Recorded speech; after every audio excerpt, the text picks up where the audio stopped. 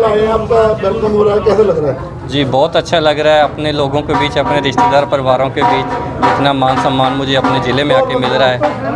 कई दिनों से इंतज़ार था कि कब पहले तो देश में पहुंचूं, एयरपोर्ट पे स्वागत हुआ, 3-4 दिन का प्रोग्राम दिल्ली में था, तो मुझे इंतज़ार था कि कब मैं अपने ज़िले में अपने लोगों के बीच पहुंचूं।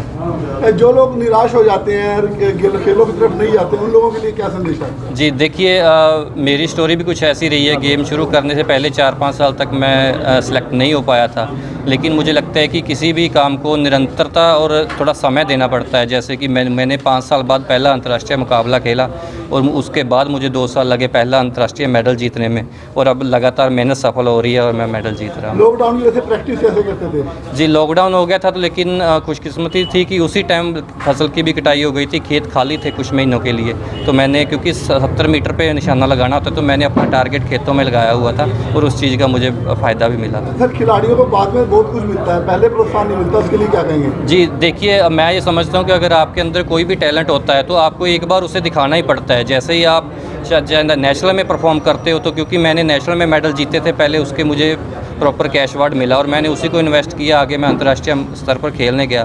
तो मुझे लगता है कि एक बार खिलाड़ी को कोचेज़ की या गवर्नमेंट की नज़रों में आना ज़रूरी होता है। जब एक बार आप अपना टैलेंट दिखा देते हैं तो इंडिया में स्पोर्टर्स की कमी नहीं है। युवा नशे की तरफ जा रहा है, खेलों की तरफ कम जा रहा है, क्या कहेंगे? जी मैं समझता हूँ कि पिछले कुछ सालों से बहुत सुधार हुआ है। जैसे गवर्नमेंट ने टॉप स्कीम आई है, मैं भी उसके अंदर था। गवर्नमेंट लाखों रुपए हर प्लेयर पे खर्च कर रही है, तो मुझे लग रहा है कि उसी का परिणाम है कि आगे ये रिजल्ट देखने को मिल रहा है। क्योंकि स्पोर्ट्स में जब इन्वेस्टमेंट होती है तो कुछ साल लगते हैं उसका परिणाम सामने आने में। तो युवाओं से मेरा यही संदेश है कि आप कम से कम कुछ समय आप डेली दिनचर्या में ग्राउंड्स के लिए ज़रूर निकालें।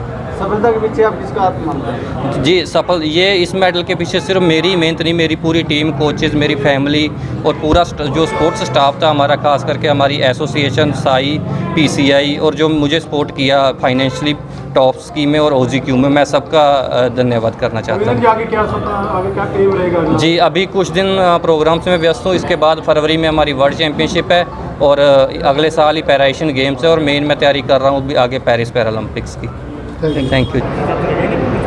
आज कैथल जिले के हरियाणा के गौरव श्री हरविंदर सिंह कैथल जिले में पहुँचेंगे। एक गोला सब डिवीज़न के अजीतनगर गांव के रहने वाले हैं और इन्होंने जो ब्रॉन्ज मेडल जीतकर पैरालंपिक्स में आर्चरी में पूरे इंडिया में पहला मेडल ये आर्चरी में आया है गेम में। ये हमारे लिए सबके लिए गर्व की बात है और हम उम्मीद करते हैं जिला प्रशासन की ओर से कि जो नए बच्चे और जो युवा तैयारी कर रहे हैं, चाहे वो मेल हो, फीमेल हो, गर्ल, बॉयज़, वो लोग भी इससे प्रोत्साहित होंगे। हम अपनी तरफ से उनके घर वालों को, पूरे कैथल निवासियों को, हरियाणा निवासियों को शुभकामनाएं देते हैं। धन्यवाद।